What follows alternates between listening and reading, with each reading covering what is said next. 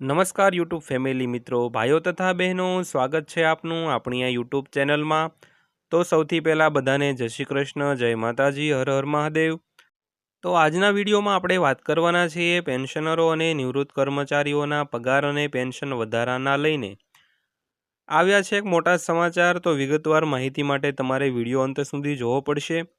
અને વિડીયો શરૂ કરતા પહેલાં આપને દિલથી નમ્ર વિનંતી કે આપણી ચેનલ સબસ્ક્રાઈબ ન કરી હોય તો આવી જ માહિતી રોજે રોજ મેળવવા માટે આપણી આ ચેનલને અત્યારે સબસ્ક્રાઈબ કરી લેજો અને વિડીયોને લાઇક કરી દેજો। તો જોઈએ આજનો વિડીયો વિગતવાર। તો સરકાર થોડા દિવસોમાં મોંઘવારી ભથ્થામાં વધારાની જાહેરાત કરી શકે છે। જો મીડિયા રિપોર્ટ્સનું માનીએ તો સરકાર સપ્ટેમ્બરના અંતમાં કે પછીના મહિનામાં એટલે કે ઓક્ટોબરના પહેલા સપ્તાહમાં આ અંગેની માહિતી જાહેરાત કરી શકે છે। અહીં તમને જણાવી દઈએ કે શક્ય છે કે કેન્દ્ર સરકાર 1 જુલાઈ 2024થી ડીએમાં 3%થી વધારીને 4% કરી શકે છે। જો આમ થશે તો તમામ કેન્દ્રીય કર્મચારીઓને વધેલા મોંઘવારી ભથ્થાનો લાભ મળશે। તેથી તમામ સરકારી કર્મચારીઓ હવે સરકાર દ્વારા આ અંગે ટૂંક સમયમાં માહિતી આપે તેની રાહ જોઈ રહ્યા છે, પરંતુ સરકાર દ્વારા હજુ સુધી કોઈ જાહેરાત જાહેર કરવામાં આવી નથી મિત્રો। જો તમે પણ સરકાર મોંઘવારી ભથ્થા વધારવાની રાહ જોઈ રહ્યા છો તો આજનો આર્ટિકલ પૂરો વાંચજો અને આ પોસ્ટમાં અમે તમને ડીએ હાઇક ન્યૂઝ વિશેની તમામ મહત્વપૂર્ણ માહિતી વિગતવાર જણાવીશું। DA hike news 2024। આ વર્ષે માર્ચ મહિનામાં સરકારે ડીએમાં 4%નો વધારો કર્યો હતો। પછી મોંઘવારી ભથ્થું સરકારી કર્મચારીઓના પગાર ધોરણના 50% થઈ ગયું હતું। આ સિવાય સરકારે પેન્શન મેળવતા કર્મચારીઓ માટે મોંઘવારી રાહતમાં પણ 4%નો વધારો કર્યો છે। તો તમને જણાવી દઈએ કે આ અંતર્ગત કર્મચારીઓની સાથે પેન્શન ધારકોને પણ લાભ આપવામાં આવ્યો હતો।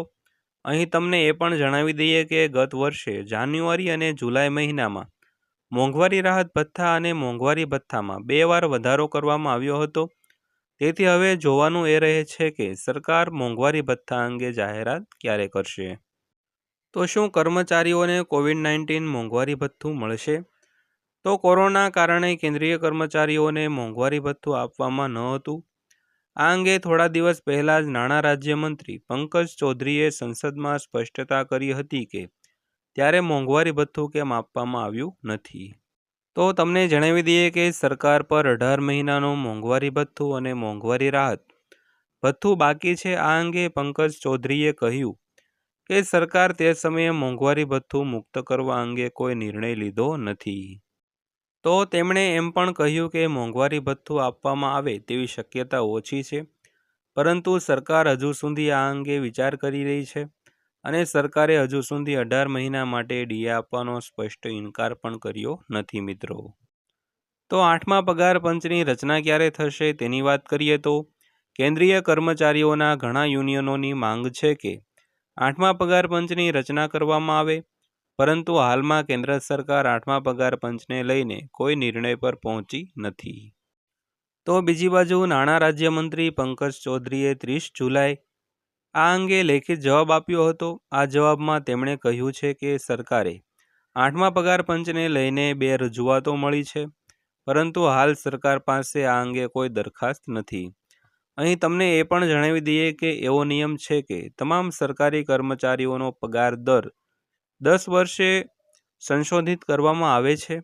આ માટે સરકાર નવા પગાર પંચની રચના કરે છે અને તેનો અમલ પણ કરે છે। તેથી જૂના પગાર પંચ એટલે કે 7મા પગાર પંચના અમલને 2026માં 10 વર્ષ પૂર્ણ થવા જઈ રહ્યા છે। આ કારણે કર્મચારીઓ 8મા પગાર પંચની રાહ જોઈ રહ્યા છે, પરંતુ સરકારે હજુ સુધી આ અંગે સ્પષ્ટ કંઈ કહ્યું નથી।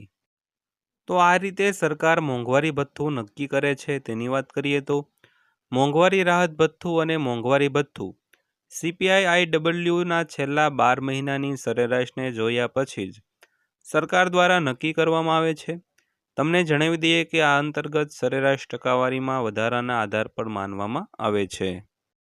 તો મોંઘવારી ભથ્થું નક્કી કરવા માટે સરકાર દર વર્ષે 1 જાન્યુઆરીએ અને પછી 1 જુલાઈએ તેમાં સુધારો કરે છે, પરંતુ સરકાર માર્ચમાં આ અંગેની જાહેરાત કરે છે અને પછી સપ્ટેમ્બર અથવા ઓક્ટોબરમાં ફરીથી માહિતીની જાહેરાત કરે છે મિત્રો। તો મિત્રો આ હતા આજના પેન્શનરો અને નિવૃત્ત કર્મચારીઓ માટેના સારા સમાચાર। જો તમને મારી વિડીયો પસંદ આવ્યો હોય તો વિડીયોને લાઇક કરજો અને આપણી આ ચેનલ સબસ્ક્રાઈબ કરી લેજો અને રોજે રોજ આવી જ માહિતી મેળવતા રહેજો। તો ફરીવાર મળીશું એક નવી માહિતીના વિડીયો સાથે। ત્યાં સુધી સૌને જય હિન્દ, વંદે માતરમ।